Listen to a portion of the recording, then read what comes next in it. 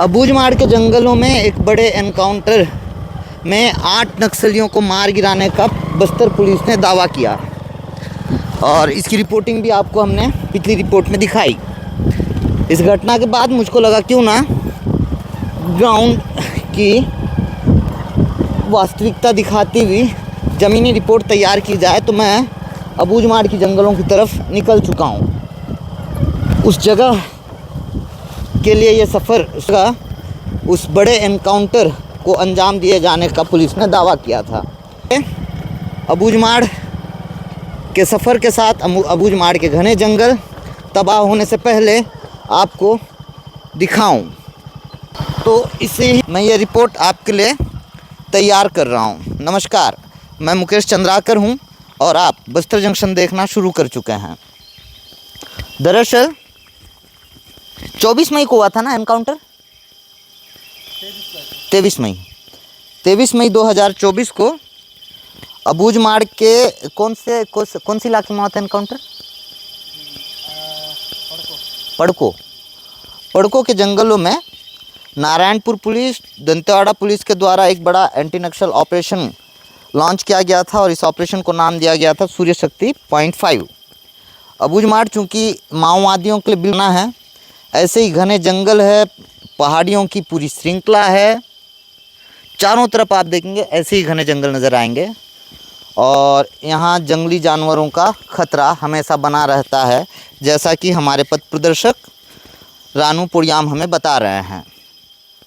तो इस इलाके में का जो है माओवादियों के लिए बिल्कुल सुरक्षित ठिकाना और उनके लिए बिल्कुल महफूज पनाहगाह है और इस वजह से अब इस इलाके में भी लगातार एंटी नक्सल ऑपरेशन चलाए जा रहे हैं, जिसमें पुलिस को बड़ी कामयाबियाँ भी हाथ लग रही हैं।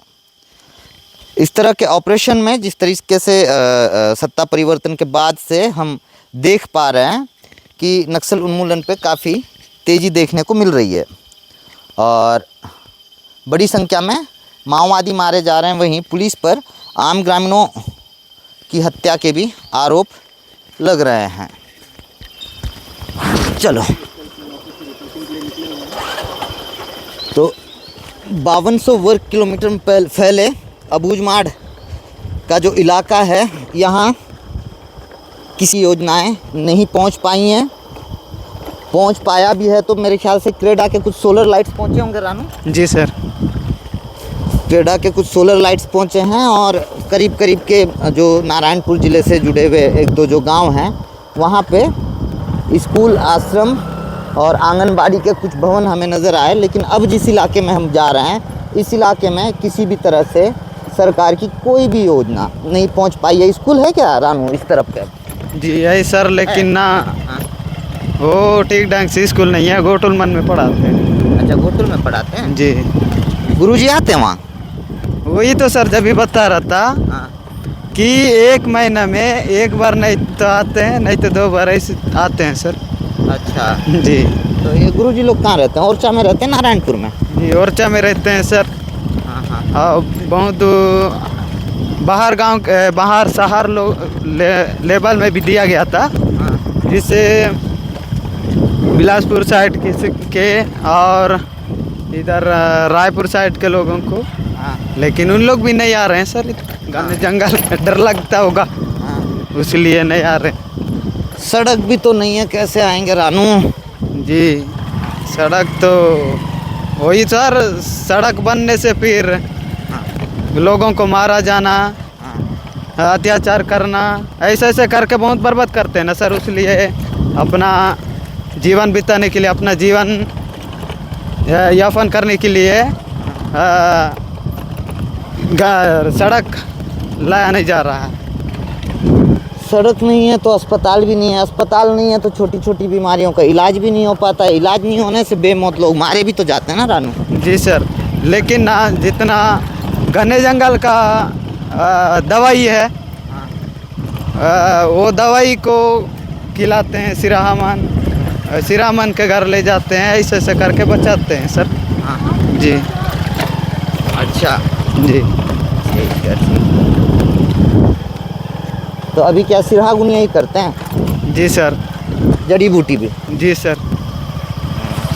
तो इधर जब बीमार पड़ते हैं तो अस्पताल जाते हो या नहीं जाते हो? जाते हैं सर, लेकिन ना गंभीर रूप से बीमार होने से वो के लिए जाना पड़ता है। जी खटिया में ढोकर। जी सर। अच्छा रानू, जैसे कुछ देर पहले भी हम बात कर रहे थे, आमदई में खदान खुल गया, आयरन और निकल रहा है, हर रोज़ सैकड़ों गाड़ियाँ चल रही हैं, सड़क पूरी तरह बर्बाद हो चुका है, वहाँ के लाल पानी से वहाँ के आदिवासियों का फसल बर्बाद हो जाता है ना। आप बता रहे थे कि लोगों को किसी तरह का कोई लाभ नहीं हो रहा है, सिर्फ नुकसान हो रहा है। जी सर। अब ये हम पहाड़ से उतर रहे हैं, देखिए बिल्कुल ऐसी पहाड़ी रास्ता है, जंगली रास्ता है, काफ़ी ख़तरा भी है।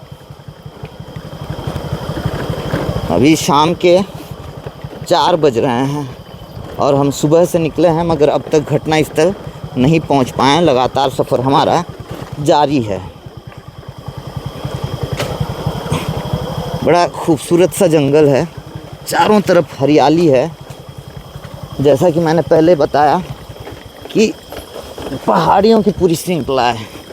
अब देखिए ऐसा डाउन है कि रानू ने मोटरसाइकिल ही बंद कर दी, फिर भी बाइक बड़े आराम से उतर रही है हमारी पहाड़ के नीचे।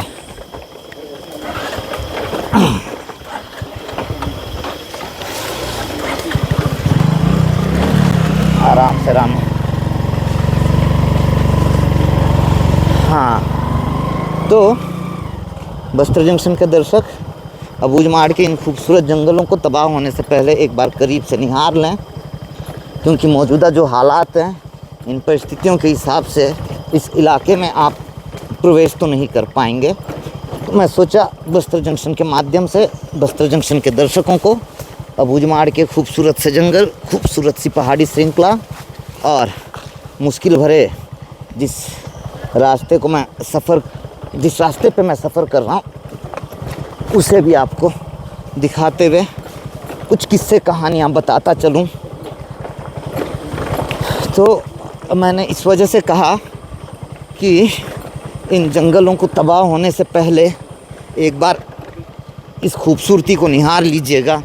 उसके पीछे वजह ये है कि इन पहाड़ियों में और इस ज़मीन के नीचे प्रचुर मात्रा में खनिज संपदाएं हैं। सरकार धीरे धीरे कर इस इलाके में पुलिस कैंप स्थापित कर रही है और फिर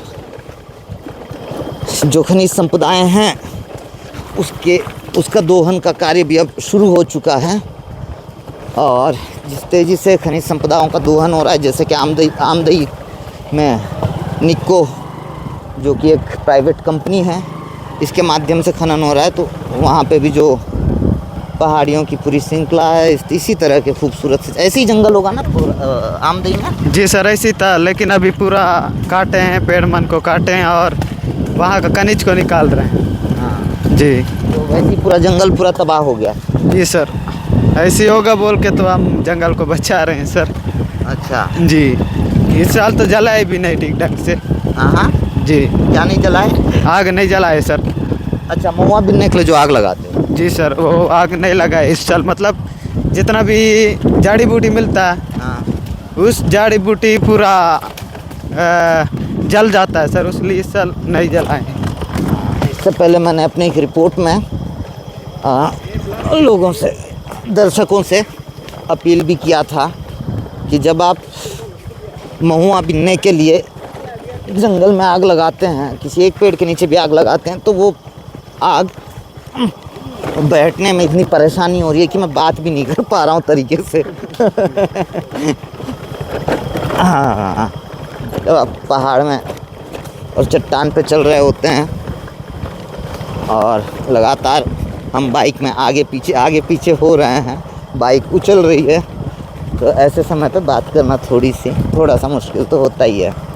खैर, तो जब महुआ बिना जाता है, कईयों बार शिकार करने के लिए भी आग लगाते हैं ना। जी सर, तो वो आग पूरे जंगल में फैल जाता है, जिसकी वजह से जो वनौषधियाँ हैं और इसके अलावा छोटे छोटे जो पौधे हैं जो पेड़ का स्वरूप ले सकते हैं, वो पौधे ख़त्म हो जाते हैं। और अबूझमाड़ के इन युवाओं ने अच्छा फैसला लिया और इस साल इन्होंने आग ही नहीं लगाया। क्यों रानू? जी सर। हम आमदई खदान की बात कर रहे थे। यहाँ पे भी प्रचुर मात्रा में खनिज संपदा है जिस इलाके में हम लोग सफ़र कर रहे हैं रानू। जी सर है सर, लेकिन इधर फिर कहाँ आने देंगे सर, हमारा अनुमति नहीं रहेगा तब तक नहीं आएंगे। बिना अनुमति क्या हो, गिर जाएंगे। अभी हम गिरते मगर रानू ने बैलेंस बना लिया और हमें बचा लिया। रानू मैं पैदल नहीं चलूँगा यार, सामने नदी है, नाला है। अरे यार छोड़कर चला गया।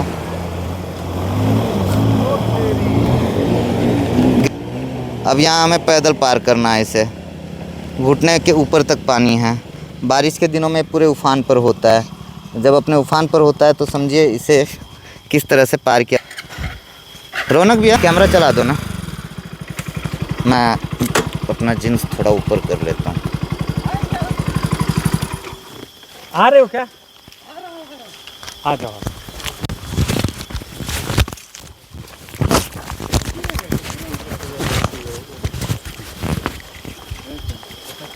टीचर हैं बता रहे। अब ऐसे ही हमें नदी को, नदी का नाम है अंडा।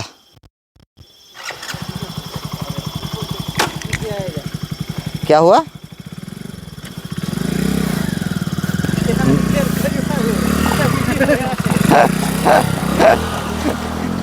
ठीक है एडिट कर लेंगे हम। अनकट रहे वीडियो, कोई समस्या नहीं है। दर्शक भी देखें समझें कि कुछ सच्चाइयाँ दिखाने के लिए ऐसे रोमांचकारी और चुनौतीपूर्ण सफ़र को भी तय करते हैं। हालांकि इससे पहले भी कई ऐसे रिपोर्ट्स हमने दिखाए हैं, लेकिन इस रास्ते से, अच्छा आप भी ऊपर करेंगे, इस रास्ते से अबूझमाड़ का सफ़र पहली बार तय कर रहे हैं हम। तो बस्तर जंक्शन के दर्शकों को दिखाना मैं ज़रूरी समझता।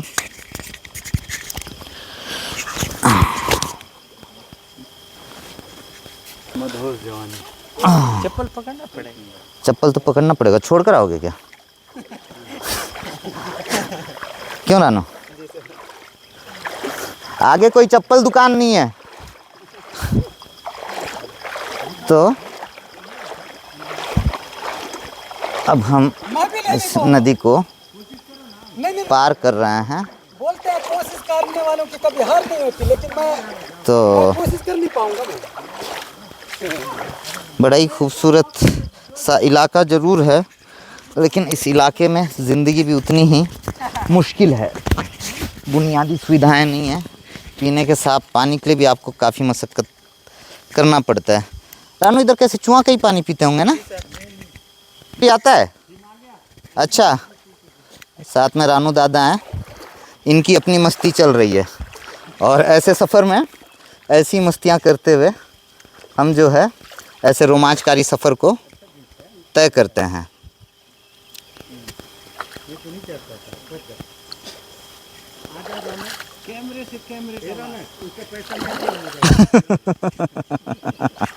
पैसा किसको नहीं मिलता, सबको। तो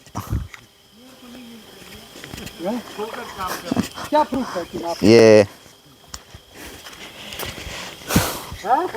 इन जंगलों को देख लीजिएगा और इस इलाके में प्रचुर मात्रा में खनिज संपदा है। तय मानिएगा आने वाले दिनों में इस इलाके में बड़े उद्योग स्थापित होंगे और फिर इन जंगलों की सफाई के साथ यहाँ पे उद्योग स्थापित होंगे और फिर जो खनिज संपदाएं उनका दोहन होगा। और इसी बात का डर यहाँ के आदिवासियों को है। इन यहाँ के रौनक गिरने वाले थे वीडियो बनाते बनाते। तो यहाँ के आदिवासियों को इसी बात का डर है कि जब इस इलाके में उद्योग स्थापित किए जाएंगे, फैक्ट्रीज स्थापित किए जाएंगे, तो ये आदिवासी अपने जंगल से बेदखल हो जाएंगे, अपने गांव से बेदखल हो जाएंगे और फिर